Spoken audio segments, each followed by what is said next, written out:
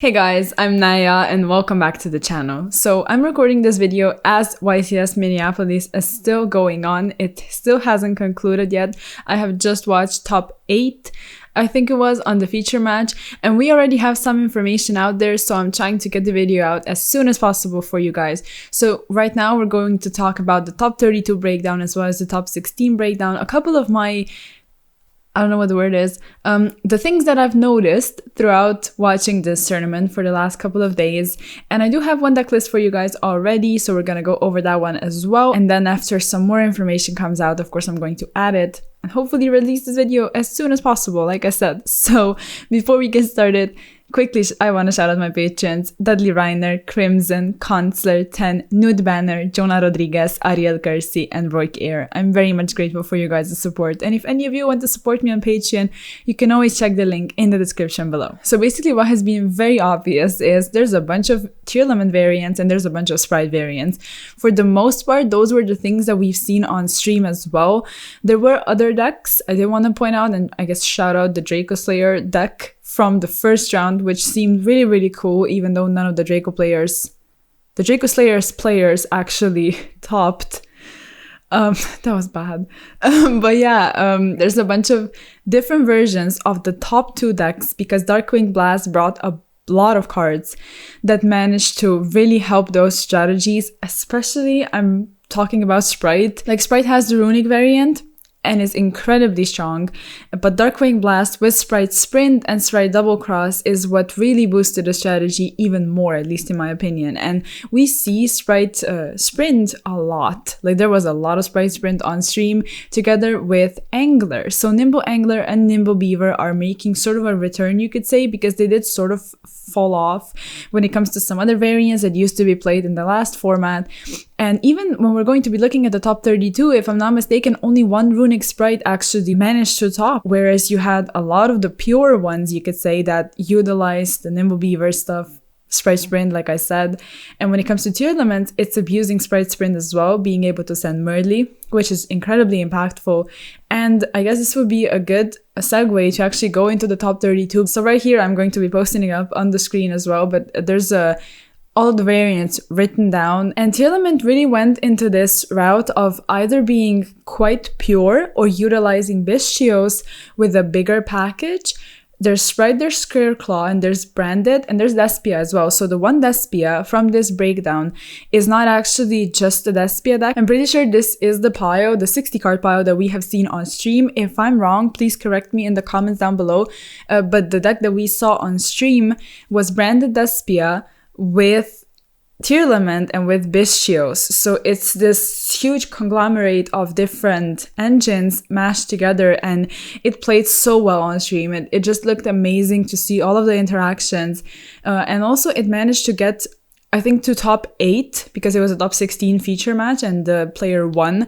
So looking at the breakdown, there's no Despia on the top 16 one, even though it's written down as it is, but it's basically the tier element variant, so hopefully you don't get confused in this. And of course, shout out to like Kalancha Store for always having these breakdowns available as soon as possible, so that's great.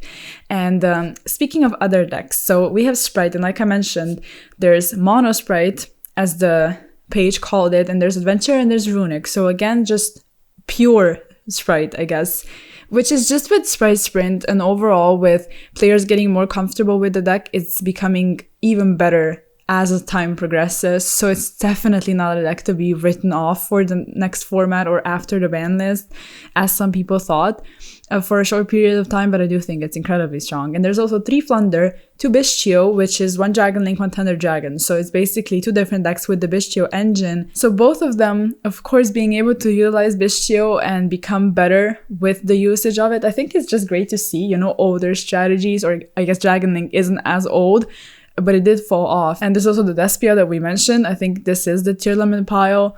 And then Exosister, it got knocked out on feature match in top 32, but still, you know, it's a cool showing for one deck, even though there's only one player. But still, it is one of those anti-meta strategies, you could say, that does so well against tier element. But on stream, the deck was paired up against Sprite, which is a worse matchup. So yeah, this is the top 32 breakdown. Now I need to pull up the top 16 one All right, so basically, again, like Tearlament had the conversion rate, which was the same. Essentially, even though the Despia stuff does fall into the category, and I went over that already. So there's Bistio, there's Flunder, and there's Sprite. So the Bistio version is the Dragonling version, and overall, just looking at this, it's very reminiscent of everything we have seen so far at events. Flunder is one of those decks that always manages to get in there. And the only thing I want to point out that's left to say is there's no Mathmech because of Bistio. And Mathmech did fall off, sadly, probably to a lot of players, because it was one of those decks that always managed to get like one slice of the cake in the top cut. And yeah, basically there's no Exosister like we mentioned. And other than that, it wasn't really to be expected. We're going to be seeing a lot of different strategies. And I also want to say, not to go off on a tangent for too long, but I don't think this meta is that like solely focused on two different decks, because those two decks have so many different variants. It's not like there's this one build of, you know, whatever deck that everybody's playing almost the exact same version of. And I do think that deck building plays into account so much right now. So we're also going to go over the deck list that I mentioned in the intro. So it's from top 32 and it's the Danger Tearlament. And what's interesting about it is the fact that it's Danger Tearlament. It's not Bistio. It's not really, you know, branded. It's not a Pio. It's nothing like that. It's just very reminiscent of the old format, but there are a couple additions because Darkwing Blast did introduce the Tearlament Scream, which is an incredible spell card, and it's even seeing play at 3 in this deck list. And there's also the Tearlament Heartbeat, which is very nice. Like, I like the spell card a lot. It just has a decent effect being sent to the graveyard, actually more than decent. And being able to just be a mine out, it's just nice. And you also have the addition of Night Sword Serpent. So this card is like, it's very cool to me. There's such good use for it. Not only is it a free special summon, but it's a level 4 water. So we see Bahamut Shark and Toad in the extra deck. It's much more easy to go into this because before you only had Rhinoheart and you had the Mud Dragon, but right now you have Night Sword Serpent as well, which is really cool. There's also board breakers in the main deck, no hand traps, just very standard build, seems very consistent. There's the Bigfoot, which I really like. I always added Bigfoot to my Danger lineup whenever I play Danger Tearlament. I just like it a lot. Mothman is kind of horrible right now because of the mirror matches. And just overall, this deck seems nice. It's interesting that there's no inclusion of the new cards. And I do think the Bistio stuff is just an incredible addition to any deck pretty much in the meta. But obviously, since they got top 32, it wasn't that necessary, and they managed to do so well with a build like this, which again, in my opinion, seems very, very solid. So looking over the side deck, there's 3 copies of Mystic Mine, which is really interesting to me. And I think they said in the deck profile, what did I glitch? I think they said in the deck profile that they lost every single game that they actually played Mine. So this is really interesting. Like, people have outs, and it's just the way it is. It's actually cool that they have outs. But still, they decided to side it. There's Evenly, which I think is great. Skill Drain, just a very, very powerful going first card. And it's very easy to swap out your board breakers and something that may not be that great in a certain matchup for just a strong going first card, such as Skill Drain. And then the extra deck we mentioned is Rise Sprint, which is getting utilized. Underworld Goddess, I'm also a big fan of this card, just being able to out annoying things that you just cannot deal with. So yeah, that would be the first deck list we go over. So hey guys, I'm back. I'm speaking a tiny bit more quietly and I'm in the dark. Obviously, the YCS concluded. It's 3 a.m. I'm gonna go to work in about 3 hours. My husband is sleeping in the background. That's why I'm in the dark. Hopefully you can see me. But I'm back because I managed to get a couple more deck lists and we need to talk about them. I didn't get the winner's deck list though. Like, I genuinely don't feel like waiting for it to be posted. I got the second place, which was posted like 8 minutes ago, so managed to snatch that one, but we're not gonna wait for the winner's deck list, although it's very, very interesting. They did play Sprite Tearlament, not just a small package of Sprite, but an actual mashup of both of the engines, which I think is really, really interesting. And the last thing I wanted to mention before getting into the deck lists, which I forgot to mention before, is how the Shatrila Fenrir, the new card from Darkwing Blast, managed to just be such an amazing card. In almost every single feature match we were able to see it, and I do think it's one of those staples that moving forward almost every single one of us is going to have to pick up. So With all of that being said, we're gonna jump into the deck list. It's just Tearlament and Sprite stuff, as it's kind of obvious by how the top cut looked like. But yeah, the first one we're gonna go over is actually a pure build. It was like classified under pure Tearlament, and it's utilizing the Branded in High Spirits, which I think is like amazing. I'm a huge fan of this card moving forward. And they also decided to play the Rainbow Bridge of Salvation together with the Crystal Beast Emerald Tortoise and the Foolish Burial Goods, of course, to get to the field spell, because especially in a pure build, you just need to get to your starters.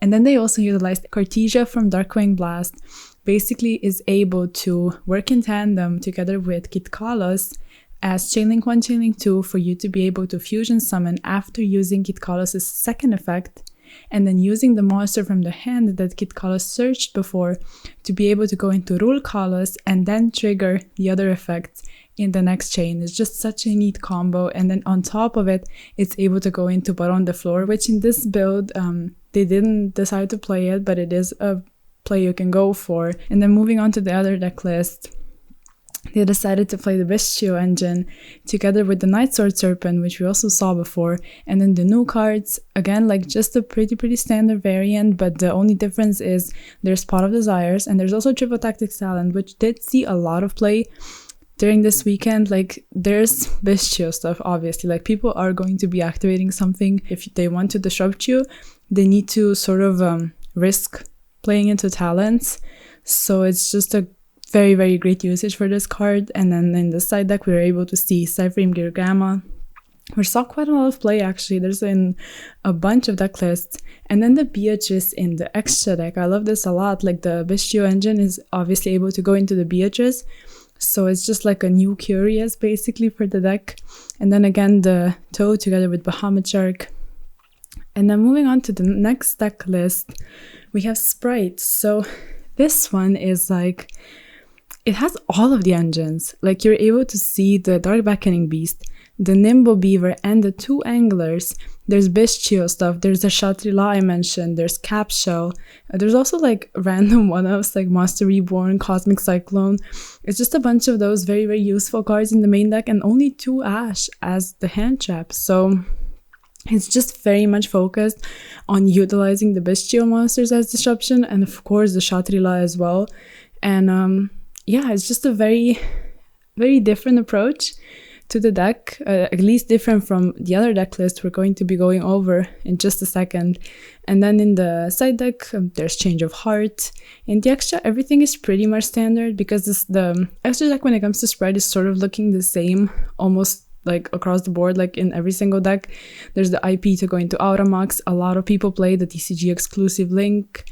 And everything else is, yeah, standard, like I said. And then we have the deck list with Cartesia, but this one does include Baron de Flor, and it's also utilizing King of the Swamp together with Guardian Chimera. So Guardian Chimera is just such an impressive card, and if you're able to utilize it, like, why not? In those sort of pure-like builds, you have a bit more space to run pretty much whatever you want. Again, like I said before, the deck building right now is so crucial. And it's so important to actually prepare for the actual event you're going to. Like, this build or any other build may not function in a local or regional setting just because they decided to prepare, obviously, for the YCS. So that's something to take into account when we're looking at all of these deck lists. So this is the Sprite variant I was talking about, that it's a tiny bit different because this person decided to play 3 Ash and also Impermanence as the hand traps, and they decided to go for the Swap Frog line as well. And the other deck list didn't. They didn't play Toad, and there's still an option for you to go into it. If you just leave the swap on board, you can just use the other one to go into Toad. So Toad is still accessible, but not every single person decides to play it. And also they decided to play Dimension Shifter in the main deck. So again, another hand trap, so very much different from the other deck list. And also Prosperity. So Prosperity is just nice to dig for your resources, to dig for your going second cards. In the side deck, they decided for Jordan Lockbird and also the Sanctum together with Scythe. And the extra deck, pretty much just standard Sprite stuff. And then to round this video off with Flunder, the deck list is kind of standard, except for the 10 going second cards, because they decided to play evenly matched Lightning Storm, Mystic Mind, the set rotation, and also 1 talent in the main deck. So I think this is a very bold choice. Obviously it worked out for them, and overall the board breakers right now are very much impactful. So besides the board breakers, the entire list is pretty much standard. The side deck is kind of wild. Just looking at it, there's a bunch of one-offs. There's Ghost Ogres, just a lot of things. And then the extra deck is just pretty much whatever you want to play in Flunder. Like the Synchros, the fusions, you know, together with Nova, you have Mekaba and all of that. Zeus plays, a couple links, but like I said, you know, extra deck is like the least important thing in the Flunder deck. But yeah, pretty much, if you like this video, please like it. It was a bit more out of place than my usual ones, but I did enjoy making it a lot. So I'm gonna go to sleep now. Check out all the social media, and I'll see you in the next one. Peace.